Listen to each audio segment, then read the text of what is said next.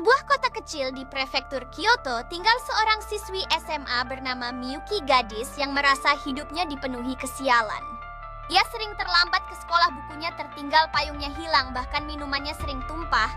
Suatu hari saat berjalan pulang melewati kuil tua yang sepi, Miyuki tersandung batu kecil dan jatuh. Saat berdiri, ia melihat sebuah benda kecil berkilau di rerumputan. Itu adalah omamori, jimat keberuntungan berwarna merah dan emas dengan huruf F di bagian depannya. Tanpa berpikir panjang, Miyuki memungutnya dan menyimpannya di dalam tas. Sejak saat itu segalanya mulai berubah. Pertama, ia tiba di sekolah tepat waktu, merasakan kebanggaan yang belum pernah ia alami sebelumnya. Kemudian buku-bukunya yang sering terlupakan selalu sekarang ada di tangannya. Setiap hujan, payungnya selalu berada di tempat yang tepat, siap melindungi. Keesokan harinya, Miyuki bangun tanpa alarm tapi tetap datang tepat waktu ke sekolah. Di jalan, ia menemukan uang 1.000 yen tergeletak di trotoar. Saat kuis mendadak di sekolah, soal yang keluar persis dengan yang ia pelajari malam sebelumnya. Keberuntungan terus berdatangan saat ia menang undian minuman di kantin. Nilai-nilainya meningkat drastis, membuatnya merasa bangga dan bahagia. Bahkan guru yang biasanya galak mulai bersikap ramah padanya. Teman-temannya mulai berbisik menyebut Miyuki sebagai Dewi Hoki. Tapi Miyuki mulai merasa tidak nyaman dengan semua keberuntungan ini. Ini terlalu lancar, terlalu sempurna, dan terasa tidak wajar. Miyuki mulai bertanya-tanya apakah ada yang salah dengan keadaan ini. Ia merasa harus mencari tahu sumber keberuntungannya sebelum semuanya berubah. Miyuki pun memutuskan untuk menyelidiki kejadian-kejadian aneh tersebut. Malam itu Miyuki bermimpi aneh berada di hutan berkabut yang dingin dan sunyi saat suara berat dan misterius terdengar dari balik kabut. Keberuntungan tidak datang tanpa bayaran. Ia terbangun dengan keringat dingin, matanya langsung tertuju pada omamori yang tergantung di meja. Sekilas jimat itu tampak berdenyut pelan seolah hidup. Keesokan harinya kejadian aneh mulai terjadi, dimulai dengan kucing tetangga yang biasanya manja kini menghindar darinya. Teman sebangkunya tersandung tanpa sebab menjatuhkan buku-buku ke lantai dengan suara keras. Bahkan ibunya di rumah terkilir karena lantai yang tiba-tiba licin membuat Miyuki merasa semakin gelisah. Setiap kejadian aneh itu membuat Miyuki semakin yakin bahwa omamori di mejanya memiliki kekuatan yang lebih besar dari yang ia bayangkan. Merasa curiga, Miyuki kembali ke kuil tempat ia menemukan jimat itu, merasakan hawa dingin yang menyentuh kulitnya saat ia melangkah melewati gerbang kayu yang reot.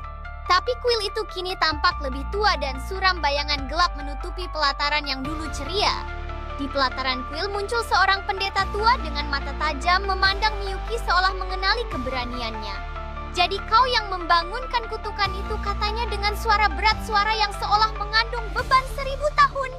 Pendeta itu menjelaskan bahwa jimat yang Miyuki temukan bukan jimat biasa, melainkan sebuah artefak terkutuk yang mengandung sejarah kelam. Itu adalah omamori terkutuk peninggalan zaman dulu yang menyerap keberuntungan dari orang di sekitar pemiliknya, membuat suasana semakin mencekam. "Kau mendapat keberuntungan karena orang lain kehilangannya," ucapnya menegaskan kebenaran yang menyakitkan. Miyuki mulai mengamati orang-orang di sekitarnya, menyadari bahwa setiap kali ia memakai jimat tersebut, bencana seolah mengikutinya dan melanda sahabat-sahabat terdekatnya. Ia mencoba membuang jimat itu ke sungai, berharap semua kesialan akan hilang bersamanya. Keesokan harinya, Miyuki terkejut saat menemukan jimat itu kembali ke dalam tasnya seolah tidak pernah pergi. Ia mencoba menguburnya di halaman belakang, percaya bahwa takdir akan membiarkannya pergi jika jauh dari pandangan. Namun setelah membakarnya dengan harapan menghilangkan kutukan, ia merasa kecewa ketika semua usaha itu tidak berhasil. Akhirnya Miyuki kembali ke pendeta dan dengan penuh harapan bertanya, "Apa yang harus aku lakukan?" Sang pendeta menatapnya lama seolah mengukur keteguhan hati Miyuki sebelum memberikan nasihat yang krusial. "Kau harus memilih. Jika kau rela melepaskan seluruh keberuntunganmu, bahkan yang biasa, barulah jimat itu bisa diputus," ujarnya dengan suara tenang. Miyuki terdiam mengenang momen-momen sederhana bersama ibunya dan sahabatnya, saat-saat kehidupan lamanya yang penuh tantangan namun nyata. Keesokan harinya ia kembali ke kuil dengan tekad yang kuat dan hati yang penuh harapan. "Aku rela kehilangan semua keberuntungan asal aku tidak merugikan siapapun lagi," ucap Miyuki dengan mantap, suaranya menggema di antara dinding kuil yang sakral. Sang pendeta mengambil jimat itu, membakarnya dalam api ritual yang menyala dengan warna ungu kebiruan menghasilkan suara mendesis aneh. Angin berputar-putar di sekitar mereka, membawa ketenangan yang aneh, lalu hening menyelimuti suasana. Miyuki pingsan di pelataran kuil, kehilangan kesadaran di tengah ritual yang kuat dan penuh makna. Saat bangun, Miyuki merasakan keanehan di sekitarnya dan menyadari bahwa jimat itu benar-benar lenyap. Hari-hari Miyuki kembali ke normal meskipun ia terlambat bangun lagi. Nilai ulangannya naik turun dan sepatu olahraganya hilang saat jam istirahat. Namun meskipun semua itu ia tertawa. Orang-orang di sekitarnya kembali ceria terpengaruh oleh semangat positif Miyuki. Temannya pulih, ibunya sehat, dan kelasnya terasa lebih hangat. Ia tak lagi dicap sebagai Dewi Hoki, tapi sebagai teman yang tulus dan ceria. Miyuki kini tahu bahwa keberuntungan sejati bukan soal keberhasilan tanpa usaha, tapi tentang mencintai hidup apa adanya dan menjalaninya dengan hati yang bersih.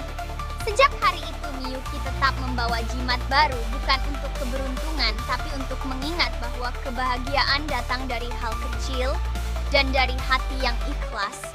Dengan setiap langkah yang diambilnya, ia menyadari bahwa kebahagiaan seringkali tersembunyi dalam momen-momen sederhana.